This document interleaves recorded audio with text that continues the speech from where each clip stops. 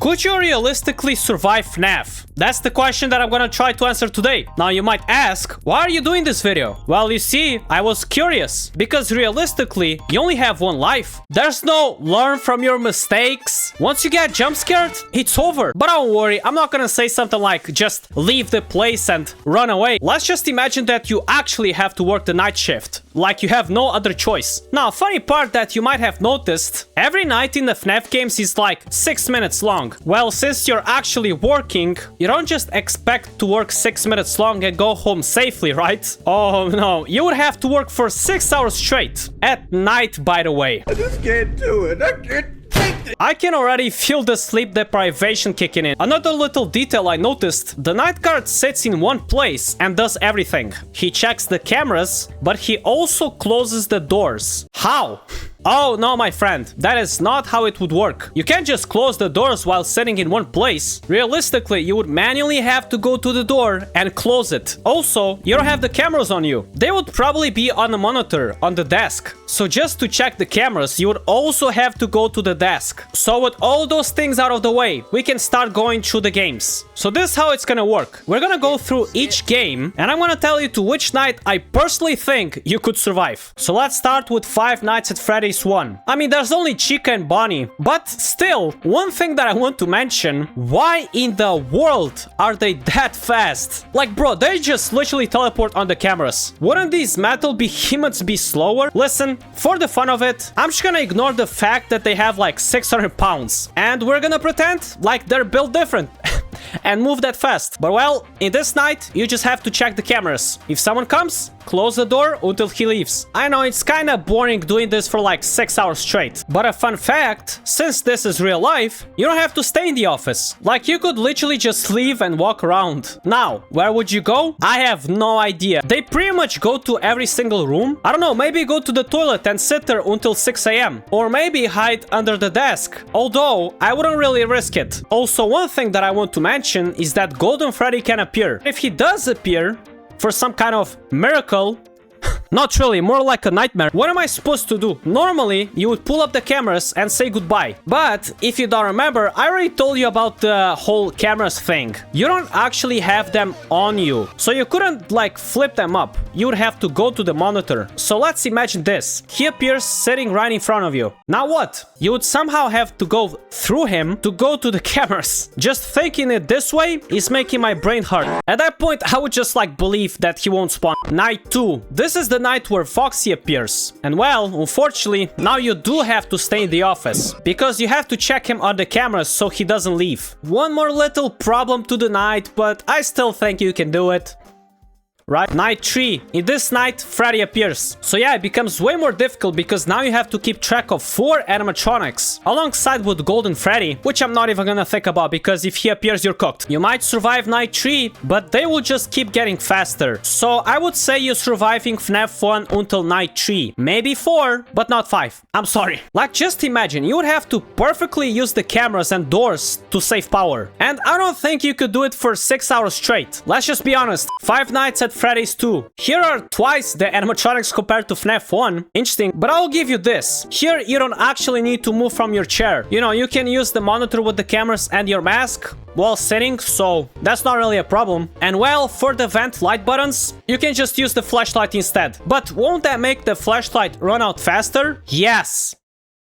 But I would rather not run there like every single time. I'm too lazy. Like, you would have to waste too much time. And while you do that, the animatronics will probably just jump scare you. So anyway, let's start with night 1. The animatronics that are active are Toy Chica and Toy Bonnie. Toy Freddy also moves, but he's not that active. And of course, let's not forget that you need to keep winding up the music box, or else the puppet will jump scare you. Golden Freddy can appear, but it's kind of rare. At least this time you can put a mask or a flashlight at him, you know, to survive. I wish it was like that in FNAF 1. Now, I'm about to make a bold strategy over here, but maybe, just maybe, it might work. What if you go to the parts and service room and lock yourself in there? You know, the Wither animatronics don't really get active in this night, so act nonchalant and maybe they're gonna think you're one of them. Trust me. But if you stay in the office, you could also try something out. How about putting your mask for the entire night? Realistically, you could do that and still use the cameras.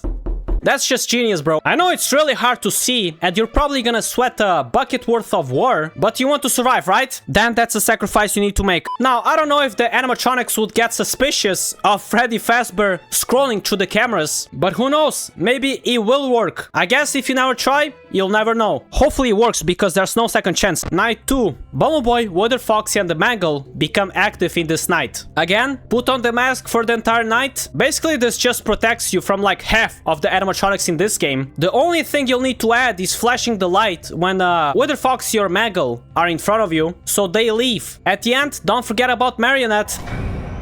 Night 3. Wither Bonnie and Wither Chica appear in this night. And well, they basically have the same mechanic as Toy Bonnie and Toy Chica. So again, have the mask on. Nothing really changes that much. Night 4. Withered Freddy appears in this night. Now you probably understood, there's a lot of animatronics in our night. Fun fact, when they try to jump scare you, they block the way. So you can't flashlight Withered Foxy nor the Mangle. Like the animatronics are just too fat. Are you understanding what I'm trying to say? Me personally, I wouldn't understand a single thing that's going on. There will be a ton of sounds, a lot of flashing lights. I will be so confused. I think you might beat Night 4, but in Nights 5 and 6, they just get faster, and I don't know if you can keep up with it. So personally, I think you're surviving until Night 4. Maybe 5. Depends on how consistently the animatronics like attack you. Five Nights at Freddy's 3. In this game, there's Springtrap and the Phantom animatronics. But the main concern is Springtrap, since he can actually... But don't get me wrong, the Phantoms are still very annoying. They just make your game way more confusing. Now, just explain to me one thing. How is Springtrap so fast? I'm not joking, sometimes it's like he just teleports to your door. And this guy is pretty much falling apart. He looks like he's been through a freaking tornado. Honestly, I have no idea. Like, personally, I would think that he's slow. I would say something like just walk around, and if you see him, run away.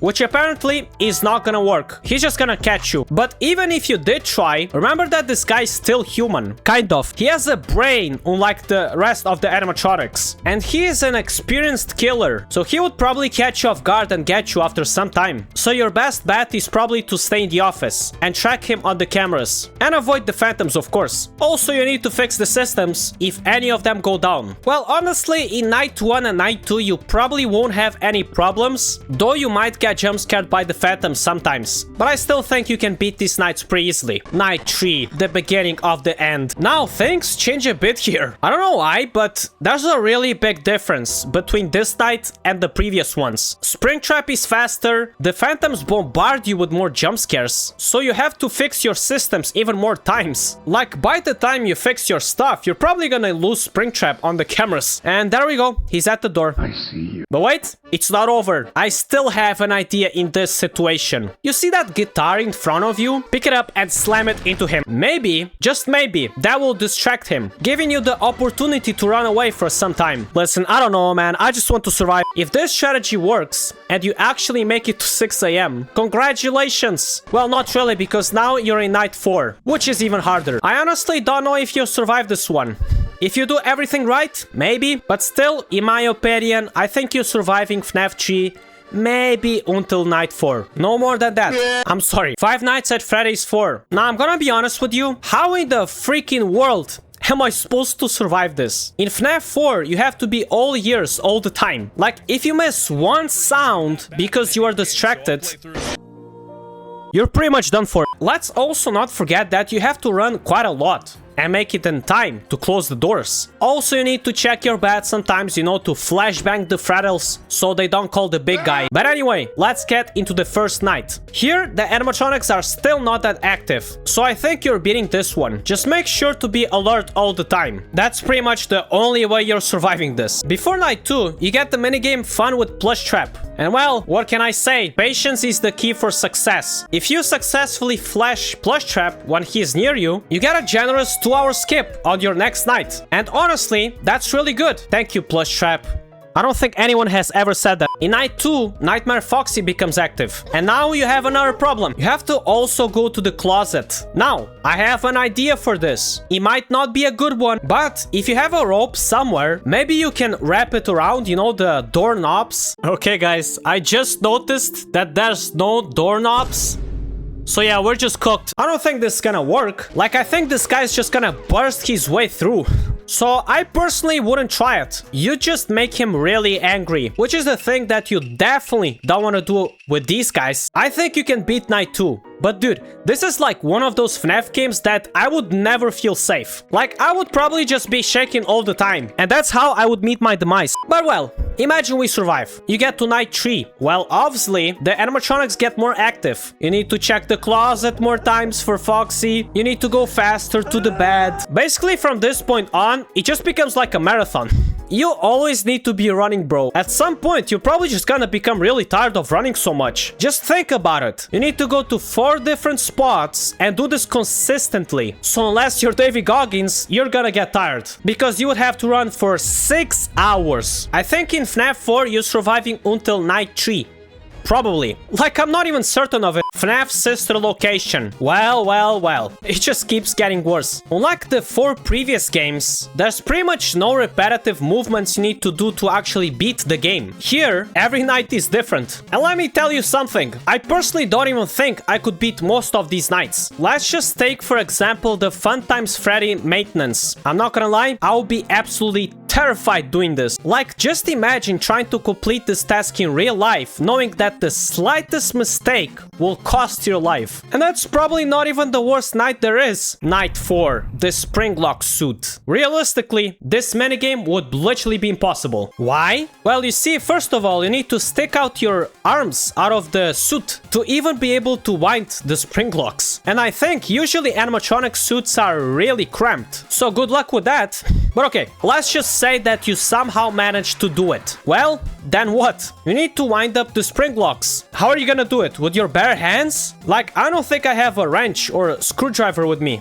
You know what I'm saying? Also, you need really good timing to keep them all winded up. Yeah, I don't think anybody's surviving this. In my honest opinion, I think the maximum you can survive is till Night 4. Sure, getting through Funtime Freddy and Funtime Foxy is kind of annoying. Though, with a bit of patience, it's possible. But once you get to the spring lock suit, it's game over for you. So yeah, guys, that concludes the video. I only went through the first 5 games of the franchise. So if you want the second part, like the video. And I hope you enjoyed this. Comment down below what you think, because listen, I might have underestimated the Night Guard. But honestly, if you think about it, it's not really fair for us. So that's it. And I'll see you in the next one. Bye.